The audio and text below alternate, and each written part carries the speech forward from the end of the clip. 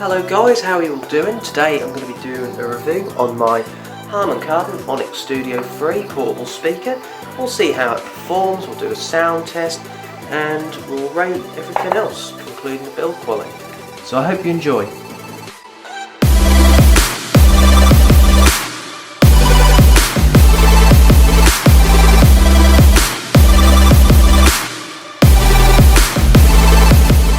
So when you first look at this speaker, the thing that strikes you is how round it is and how big it is. This speaker is very big, as you can see. This is my hand, and also it's shaped round and extrudes at the back here, and we have some legs here as well to keep it upright. At the top of the speaker, as you can see, we have our volume buttons, which aren't very clicky but do still feel nice. We have the power button, and finally the phone button, and also the Bluetooth connect button. On the bottom of the speaker we have the micro USB, which is not for charging. This is for service updates. We have the aux input, which was not present on the first Onyx Studio, and we finally have the charging, which I believe is 17 volts. Here we have the rear passive radiator, and we also have a handle. Okay, so let's take a closer look at the design. Here we have a nice texture here for the grille.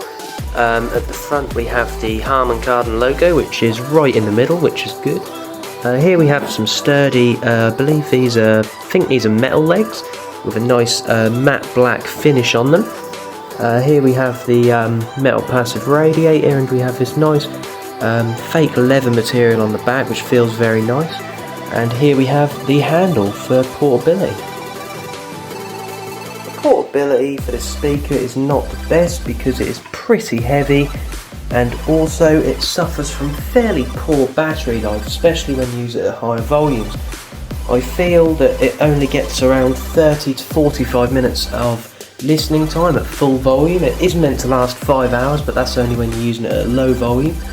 But as for indoor use, it sounds very good, and it is a very good speaker.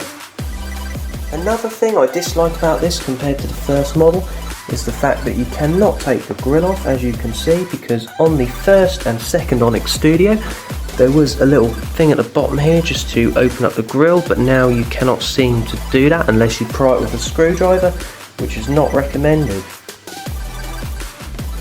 I'm now going to do a quick sound test so you can see how well it performs when listening to music. I'm going to be using a selection of non-copyright songs, and I'll eventually put this at maximum volume and see how it sounds.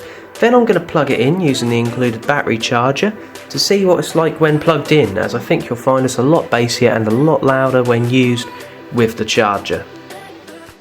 Okay, so here's the sound test. This is the song I'm going to be using, and I'm going to gradually be turning up the volume as we listen to the song. I'm going to put it to maximum volume and see what it sounds like, and then we'll plug it in and see what the difference is.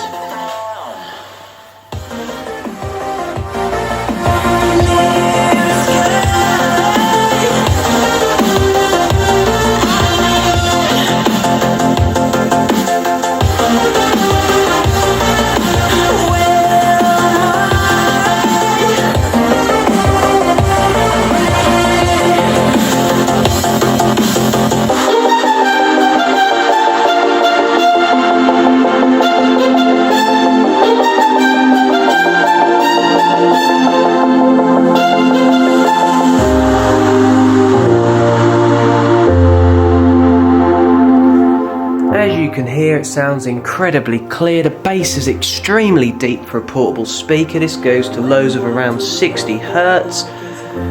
This is just such a good sounding speaker for the price. I paid £100 for it. It goes very loud. It's just a shame about the battery life and how it's not very portable. But for indoor use, it makes just a fantastic home speaker. So I'm now going to plug it in and see how much louder it is. I think you'll be impressed, so here goes. So I've now plugged it in using the included charger, which you can see down there. I'm going to be using a slightly different song this time. This is a chill trap song, which you can see just here, from a channel called Zero Copyright Music. Again, I'm going to be gradually turning up the volume, but I'll go to maximum more quickly so you can hear what it is like.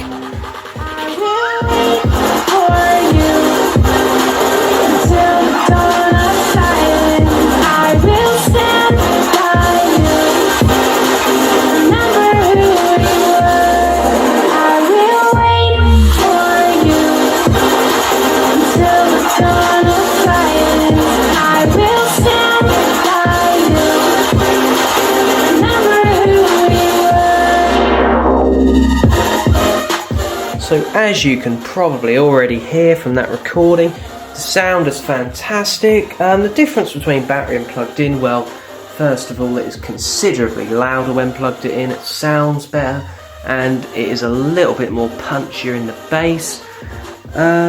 So yeah, that's the sound test. I hope you enjoyed. So the verdict of this speaker, I think it's absolutely fantastic for home use.